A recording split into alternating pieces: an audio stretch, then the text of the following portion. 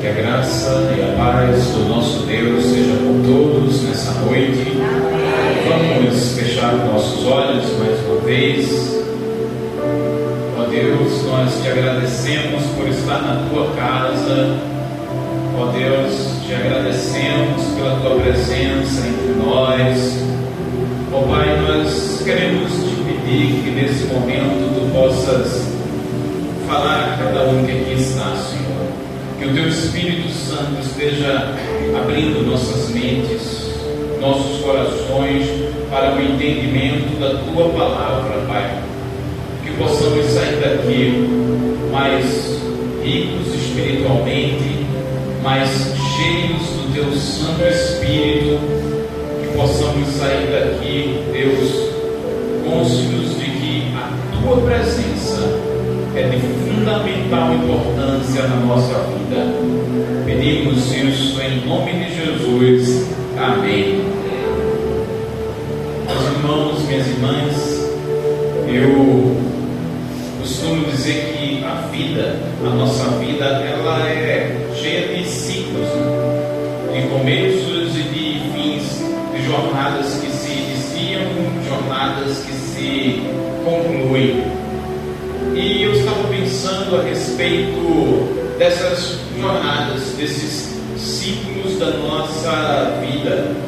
E eu imagino que essas jornadas, que a nossa vida é como se fosse uma viagem. E eu pensei um pouco a respeito disso. Pensei um pouco a respeito de uma viagem. Pensando a respeito do que para mim é fundamental, é essencial, é necessário que eu leve quando porventura eu venha fazer uma viagem. E a nossa vida é como essa viagem.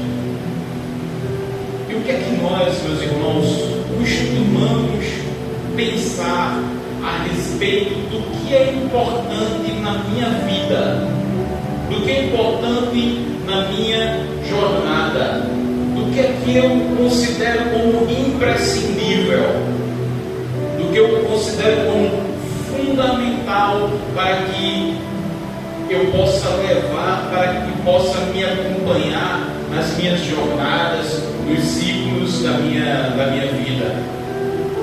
E se eu pedir para os irmãos fazerem esse tipo de análise também, eu creio que muitos aqui irão dizer que o que é indispensável na sua jornada é ter saúde, é ter paz, é ter um trabalho, é ter pessoas que o respeitem, pessoas que o amem. E todas essas coisas, elas são de fato boas.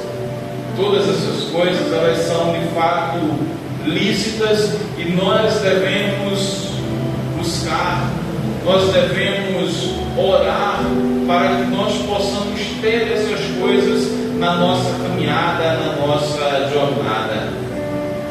Porém, eu gostaria de refletir com os irmãos em algo que sobrepuja todos esses bons e lícitos desejos. E para isso, meus irmãos, eu gostaria que vocês viajassem comigo um pouco no tempo, que vocês se colocassem na pele de um judeu, de um israelita, no deserto, vivendo no ano 1750 antes de Cristo.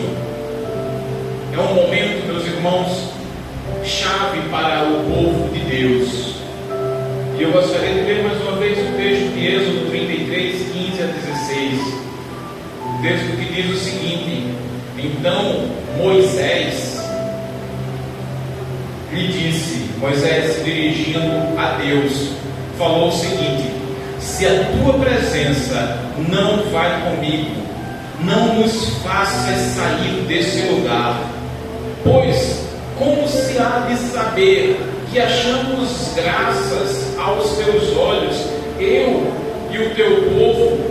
Não é porventura em tu, Deus, andares conosco, de maneira que nós somos separados, eu e o teu povo, de todos os povos da terra. A ideia chave desse texto, a ideia central desse texto, o ponto mais importante desse texto é um pedido de Moisés a Deus. Todos nós costumamos fazer pedidos a Deus, e aqui nós temos Moisés fazendo um pedido a Deus, e o pedido é pela presença divina no meio do povo.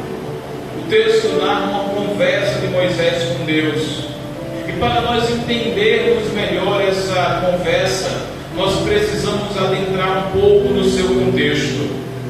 Nós sabemos pela história, nós sabemos por ouvir a palavra de Deus, que Ele, Deus, poderosamente, Ele libertou a nação de Israel da escravidão no Egito, e que o povo, ele, depois de ser liberto dessa escravidão no Egito, ele estava numa jornada, ele estava numa peregrinação pelo deserto em direção à terra prometida, uma terra em que eles teriam fartura de paz, uma terra onde eles teriam a possibilidade de descansar de todos os seus trabalhos. E durante essa jornada no deserto, Israel, ele não estava só. Durante essa jornada, o povo de Deus não estava só, porque Deus seguia juntamente com eles. Nós podemos ler lá em Êxodo capítulo 13, versículo 21 e versículo 22, que o Senhor Deus, ele ia adiante do seu povo. Durante o dia, Deus, ele se manifestava através de uma nuvem que guiava o povo, e durante a noite essa nuvem se tornava uma coluna de fogo, e Deus, ele não se afastava do seu povo, nem durante o dia, nem durante a noite. E essa presença de Deus, essa manifestação da Shekinah de Deus, era o que guiava Israel, e era o que diferenciava os israelitas dos demais povos da terra. Eu peço, meu irmão, minha irmã, que você possa fixar isso na sua mente e no seu coração. Israel, ele gozava da presença de Deus, e a presença de Deus era o que diferenciava Israel dos demais povos da terra. Pois bem, a presença de Deus manifesta nessa coluna de nuvem que guiava os israelitas durante o dia, e naquela coluna de fogo que guiava os israelitas durante a noite. Era o que diferenciava Israel dos demais povos da terra. E eles estavam caminhando no deserto, e quando completaram 2 meses de jornada, Israel, ele chegou ao Monte Sinai. E esse, meu irmão, minha irmã, é um momento chave na história, não apenas na história de Israel, mas na história de toda a humanidade, porque aqui Deus fala a Moisés, e Deus, ele dá a Moisés o que nós conhecemos como os 10 mandamentos. Porém, meus irmãos, enquanto Deus estava conversando com Moisés no topo do Monte Sinai, eis que o povo faz algo que é considerado por Deus como abominável. Vejam o que nos diz Êxodo capítulo 32, versículo 1. Mas, vendo o povo que Moisés, ele subiu ao monte para falar com Deus, para receber de Deus os 10 mandamentos, porém, vendo o povo que Moisés tardava em descer do monte, eles foram até Arão e lhes disse: levanta-te, faze-nos deuses que vão adiante de nós, pois quanto a esse Moisés, nós não sabemos o que lhe teria sucedido. Vejam, meus irmãos, minhas irmãs, como o coração humano ele é mau, como o coração humano é corrompido, como Moisés tardava em descer do monte. Logo, o povo de Israel pede para que Arão faça para eles deuses que possam ir adiante dele. Logo eles desejaram nos seus corações por deuses falsos. O reformador João Calvino, ele escreveu sabiamente que o coração humano, o meu coração, o teu coração, é uma fábrica de ídolos. O que Calvino quer dizer? Que é certo que o homem, ele inevitavelmente ele vai adorar alguma coisa. Agora, ou o homem estará adorando ao Deus verdadeiro, ou ele estará fabricando falsos deuses, como fizeram os israelitas às margens do Monte Sinai. E esse ato foi considerado por Deus um grave ato de pecado, ao ponto de Deus chamar a atitude de Israel de abominação. O povo do Senhor foi liberto do cativeiro do Egito. O povo viu a manifestação do poder de Deus em libertá-los do Egito. O povo estava gozando da presença de Deus diariamente enquanto estavam caminhando no deserto. Mas logo esse povo começou a fabricar no seu coração falsos deuses, e isso para o Senhor foi uma abominação, foi um pecado terrível, ao passo de nós podermos perceber a reação de Deus ao saber o que o povo estava fazendo. Ainda em Êxodo capítulo 32, versículo 7, do versículo 7 até o versículo 10, nós temos a resposta do Senhor ao pecado do seu povo. Nós lemos nessa passagem o Senhor dizer o seguinte: então disse o Senhor a Moisés: vai, desce, porque o teu povo que fizeste sair do Egito se corrompeu e depressa se desviou do caminho que lhe havia eu ordenado. E eles fizeram para si um bezerro fundido e o adorou e lhe sacrificou. E diz: são estes, ó Israel, os teus deuses que te tiraram da terra do Egito. E disse mais o Senhor a Moisés: eu tenho visto esse povo, e eis que é um povo de dura cerviz. Agora, pois, deixa-me, para que se acenda contra eles o meu furor, e eu os consuma. E de ti, Moisés, eu farei uma grande nação. Moisés, meu irmão, minha irmã, precisou interceder pelo seu povo. Ele precisou clamar para que Deus poupasse a vida deles. E Deus, ele misericordiosamente, ele atende o pedido de Moisés. Mas como consequência pelo pecado, Deus declara que não mais iria com o seu povo. Lá no capítulo 33 de Êxodo, o versículo 1 até o versículo 3, nós lemos o Senhor dizer a Moisés: vai, eu vou atender o teu pedido, eu não vou mais consumir esse povo de dura cerviz. Vai, sobe daqui, tu e o povo que tiraste da terra do Egito, para a terra a respeito da qual eu jurei a Abraão, a Isaque e a Jacó, dizendo: a tua descendência a darei. Eis que eu enviarei um anjo diante de ti. Eis que eu lançarei para fora os cananeus, os amorreus, os heteus, os ferezeus, os heveus e os jebuseus. Sobe para uma terra que mana leite e mel. Contudo, eu não irei, eu não subirei no meio de ti, porque tu és um povo de dura cerviz. Meus irmãos, Vejam o que o Senhor está declarando ao seu povo. O Senhor aqui está declarando a esse povo que pecou contra Ele, que construiu bezerros de ouro para adorar, ao invés de adorar ao Deus verdadeiro. O Senhor declara aqui, nesse texto, que iria cumprir com a sua promessa.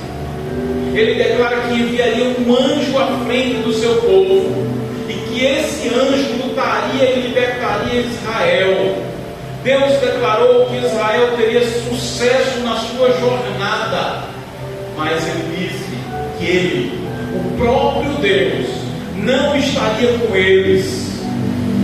Deus diz que por causa do pecado, a sua presença, a presença de Deus não seria mais manifesta entre o povo.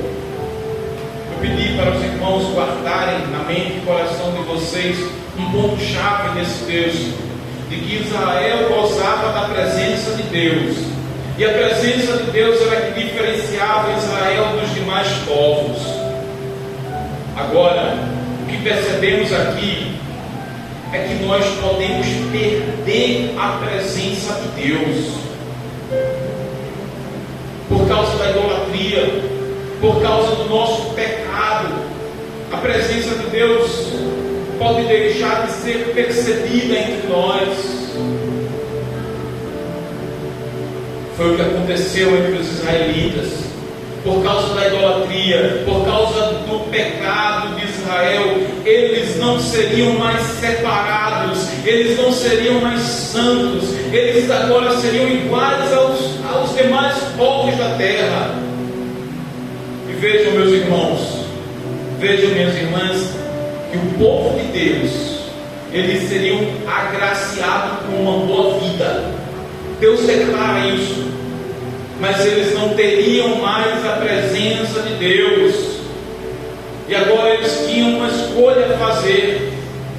Eles iriam prosseguir a sua jornada, recebendo todas essas bênçãos que Deus declarou, porém, sem contar com a presença de Deus. Era isso que eles teriam que decidir a partir daquele momento. Eles teriam que decidir o que era mais importante para eles. Se o mais importante era uma vida abençoada, porém sem Deus, a uma vida onde eles poderiam gozar continuamente da presença de Deus. E meu irmão, minha irmã, note que esse é um dilema que todos nós podemos passar nas nossas vidas. Nós também somos desafiados na nossa jornada a decidir se Deus estará conosco ou não. Reflita um pouco nas decisões que você vem tomando ao longo da sua vida. Será que essas decisões vocês levaram em consideração a presença de Deus? Reflita um pouco, meu irmão, o quanto a presença de Deus está sendo estimada por você ao longo desses 4 meses que se terminaram de 2023. Suas escolhas ao longo desse ano, meu irmão e minha irmã, reflita nisso. Será que as suas escolhas, a presença de Deus, ela é fundamental? Será que nas tuas escolhas a presença de Deus é algo indispensável? E de maneira bem prática, o que é que você, meu irmão e minha irmã, vem fazendo ao longo de todo esse ano para cultivar a presença de Deus na tua vida? Vejam o dilema que o povo de Israel precisou tomar, decidir se eles iriam optar por uma vida repleta de realizações, de felicidades, mas sem gozar da presença de Deus, ou se eles iriam escolher a presença de Deus. E voltando ao texto, a conversa de Moisés com Deus, e nós veremos o posicionamento desse grande servo de Deus, lá no capítulo 33, versículo 15 de Êxodo, Moisés ele fala para o Senhor, ele deixa de maneira muito enfática qual era a posição dele. E Moisés diz: se a tua presença não vai comigo, então não nos faça sair desse lugar. Deus declarou que enviaria um anjo, mas o que Moisés pede é a presença de Deus. Deus declarou que daria vitória, mas o que Moisés diz é que sem a presença de Deus, de nada valeriam as vitórias. Deus declarou que na terra prometida eles teriam fartura, mas o que Moisés diz é que se Deus pessoalmente não for com eles, então que eles não saiam daquele lugar, porque a presença de Deus era de fundamental importância para o povo de Israel, era de fundamental importância para Moisés. A presença de Deus é de fundamental importância para as nossas vidas, meus irmãos, minhas irmãs. Moisés ele estava absolutamente convencido da importância da presença de Deus. Ele estava absolutamente convencido de que a presença de Deus era fundamental na jornada que ele e o povo teriam rumo à terra prometida. Moisés, ele desejava a presença do Senhor. Ele suspirava pela presença de Deus, como a coça do deserto suspira pelas correntes das águas. Moisés, ele tinha sede de Deus. Eu lembro do rei Davi, de como ele desejava com todo o seu ser a presença de Deus. Davi, ele foi o maior rei de Israel. Davi, ele foi o maior conquistador de Israel. Ele travou várias batalhas e venceu todas. Mas tudo isso, todas essas vitórias, todas essas conquistas de Davi, tudo isso era irrelevante para ele se ele não tivesse Deus. Davi foi também um escritor de salmos, e ele escreveu diversos salmos, e um deles, o Salmo 51. Davi narra a angústia da sua alma quando ele se convence do pecado do adultério que ele cometeu com Batseba. Davi sabia que o pecado o afastava da presença divina, e Davi se angustia por isso ao ponto de pedir: Senhor Deus, não me expulses da tua presença e nem tires de mim o teu Santo Espírito, e devolve-me a alegria da tua salvação. Davi falou isso quando ele estava no palácio de Israel, gozando do melhor que o mundo poderia oferecer, mas nada era comparado à presença de Deus. Nem toda a regalia, nem tudo que o mundo poderia oferecer de melhor para Davi era mais importante do que a presença de Deus. E ele se sentiu abatido por causa do pecado. Ele se sentiu abatido porque Deus não estava mais sendo manifesto na vida dele. E ele clama pelo perdão. Ele clama para que Deus devolva a ele a alegria da salvação, a alegria que só Deus pode dar, a alegria que o mundo não pode dar, a alegria que apenas Deus pode dar. Temos um outro exemplo, o apóstolo Paulo, escrevendo aos Filipenses, capítulo 3. Paulo, nesse texto, ele relata tudo que possuía. Paulo relata aqui toda a sua influência como fariseu. Paulo, ele tinha um bom nome como um judeu devoto. Paulo, aqui ele faz um relato de todas as coisas boas que ele poderia ter, mantendo-se como fariseu, mantendo como um judeu devoto.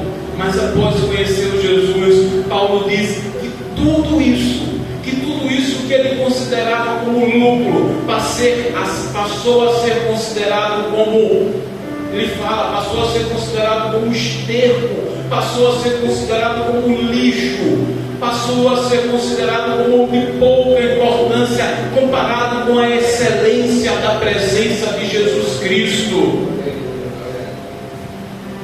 Meu irmão, minha irmã, finalizando a mensagem dessa noite, eu pergunto a vocês: quão fundamental é a presença de Deus na sua vida?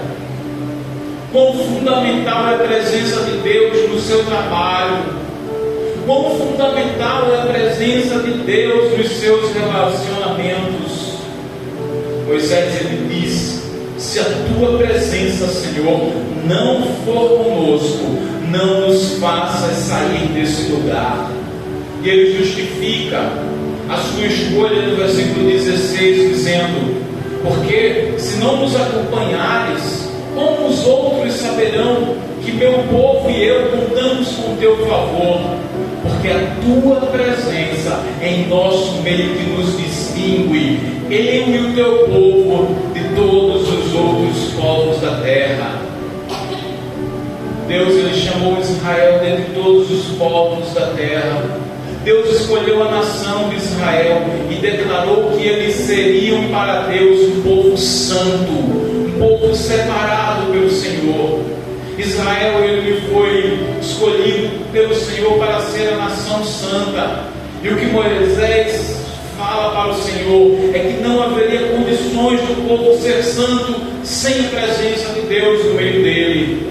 Não haveria condição do povo ser santo sem a presença de Deus vivendo entre eles. Moisés diz a Deus que ele e o povo precisavam do Senhor. Do contrário, eles não seriam distintos. Do contrário, eles não seriam santos. Do contrário, eles seriam iguais a todos os outros povos da terra. Deus, ele escolheu uma nação para ser uma nação diferente de todas as outras da terra. Deus escolheu uma nação para ser santa, uma nação para ser um exemplo, uma nação para guiar os povos. E Deus, ele te escolheu, meu irmão. Deus, o Criador dos céus e da terra, aquele que tem todo o poder, ele escolheu você. E ele enviou o seu Filho Jesus Cristo por você. Ele enviou o Filho precioso e amado Jesus Cristo para morrer na cruz por você, porque Ele te ama, porque Ele quer que você seja santo, porque Ele quer que você seja sal da terra, porque Ele quer que você seja a luz do mundo. E Ele quer a tua presença. Ele quer que você possa gozar de momentos prazerosos na presença de Deus. Ele é um Pai amoroso que quer contar com a presença dos seus filhos diante dele. Ele te escolheu, meu irmão, minha irmã. E eu finalizo essa mensagem perguntando: quão fundamental é a presença de Deus na tua vida? Quão fundamental é a presença de Jesus Cristo na tua vida? Quão fundamental é a presença daquele que derramou o seu precioso sangue na sua vida, meu irmão, minha irmã? Que nós possamos seguir o exemplo de Moisés, esse grande homem e servo de Deus, e falar: Senhor, se a tua presença não for conosco, não nos faça sair desse lugar. Falar com Paulo, quando ele disse que todas as coisas que ele considerava como de importância passou a ser considerada como um lixo diante da grandiosidade da presença de Jesus Cristo. Que nós possamos desejar ardentemente a presença de Deus nas nossas vidas, e que a presença de Deus faça-nos ser uma igreja diferente, faça-nos ser homens e mulheres diferentes, faça-nos refletir a grandeza de Jesus Cristo habitando em cada um de nós. Fechemos nossos olhos. Pai, nós te agradecemos por essa mensagem.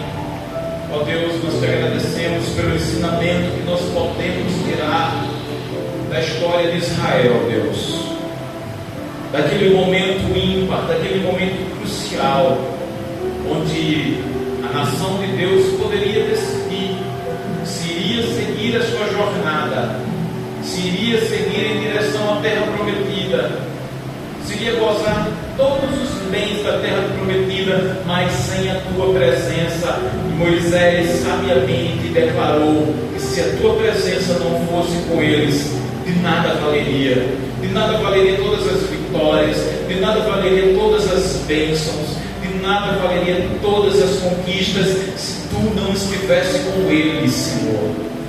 E aqui, ó Pai, nós queremos também declarar isso, de que nada adianta, Deus, vivermos uma vida boa se tu não estiveres conosco, se o teu Espírito não estiveres nos guiando, se Jesus Cristo não for a razão da nossa vida.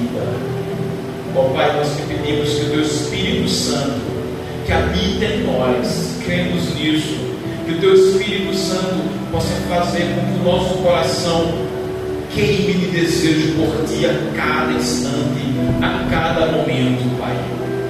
E que nós possamos, na nossa jornada, no nosso dia a dia, valorizar a tua presença, valorizar a tua presença lendo a tua palavra, valorizar a tua presença tendo momentos de comunhão e oração contigo, valorizar a tua presença vindo para os cultos dominicais, valorizar a tua presença, que é o que nós temos de mais importante na nossa vida.